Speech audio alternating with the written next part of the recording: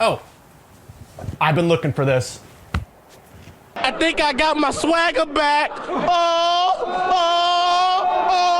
Welcome back to Gatesy's Win More, Lots More, presented by Batavia Downs Gaming and Hotel. And just like we all expected, the Buffalo Sabres beat the Minnesota Wild 3-2 in a shootout.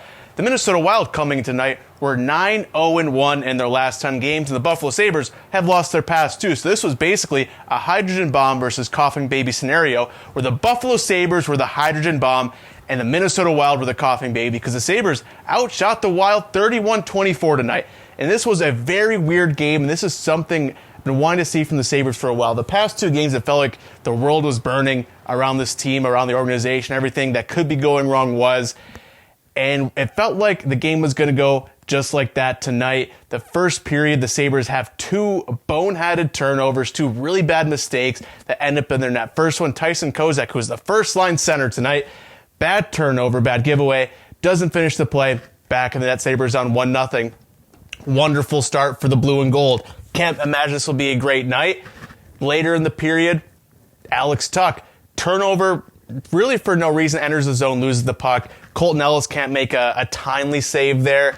And that one really sucked too, because the Sabres scored like 2 minutes before that just to tie it. And this goal, Beck Malenstein. Both the Sabres goals today in regulation, same exact idea, just getting pucks to the net. The Sabres have been a little snake bit recently. I mean, you get shut out your previous game. I would say you're having a tough time scoring. So they keep it simple. They just got pucks to the net tonight, and it wasn't pretty. It wasn't beautiful. They're not going to get that every single night, especially the Dome goal, which we'll talk about. But they had a game plan, and they weren't scoring the pretty goals. They couldn't get them by Gustafsson. They were scoring dirty. And I really like that they can change things up. They can grind things out. This fourth line has been awesome for them. Beck Malenstein, I know we like to joke about the Sabres trading a second-round pick for him, but he's been great for the Sabres this year. His goal comes off of just a shot by Peyton Krebs. And Malenstein and Dunn, I have never seen guys crash the net like this before. This is beautiful. If I could send this to like my Bantam hockey coach, this would bring a tear to his eye. This would bring a tear to his eye. He would love this. I love this. They basically tush-pushed the puck in the net. Simple. That's the fourth line. If they can just score like that, Sabres will be golden. Love that, because the Sabres' top line didn't score tonight.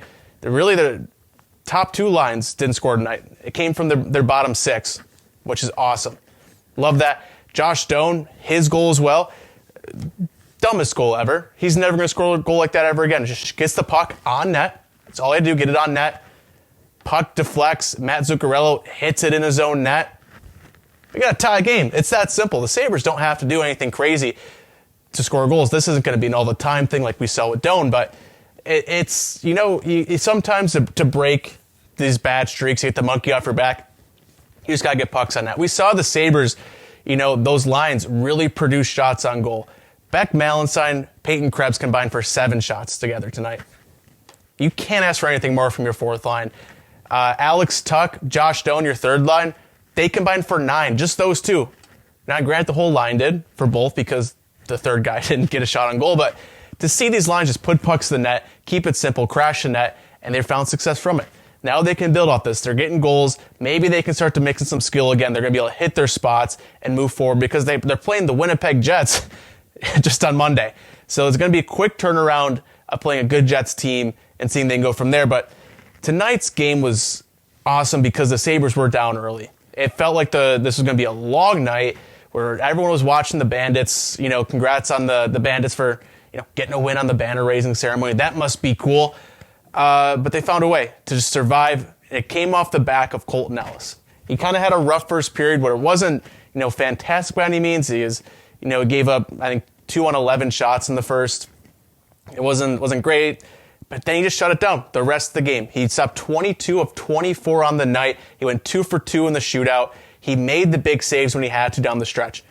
That's all the Sabres need from their goaltending. He was awesome. Really happy to see that from him.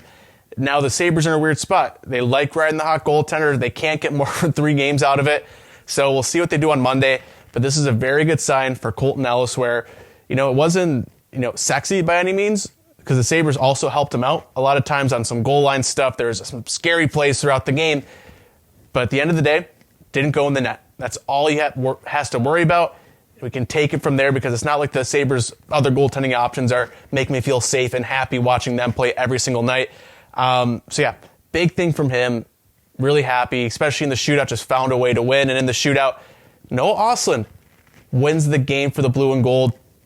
And he scores, great nifty move.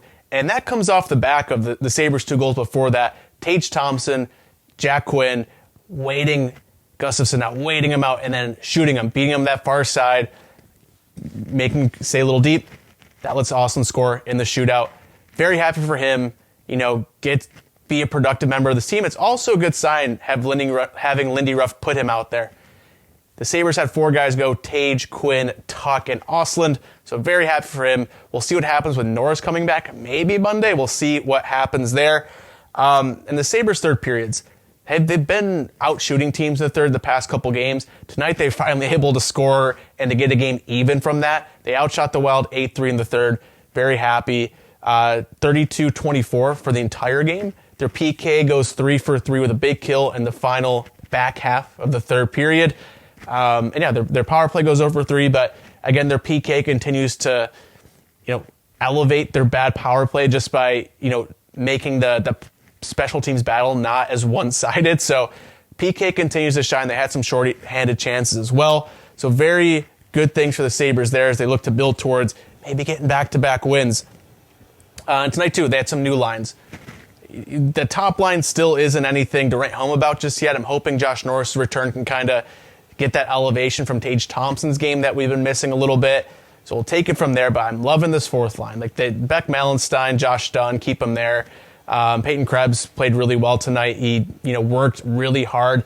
It had him out. Like the Sabres' final 3 guys in overtime had Peyton Krebs and Mattias Samuelsson. If you'd have told me that before the season, I would be crying because I think this season would already be over by now. But the Sabres, they did it, and they moved Josh Stone as well. That he was on the first line, wasn't producing.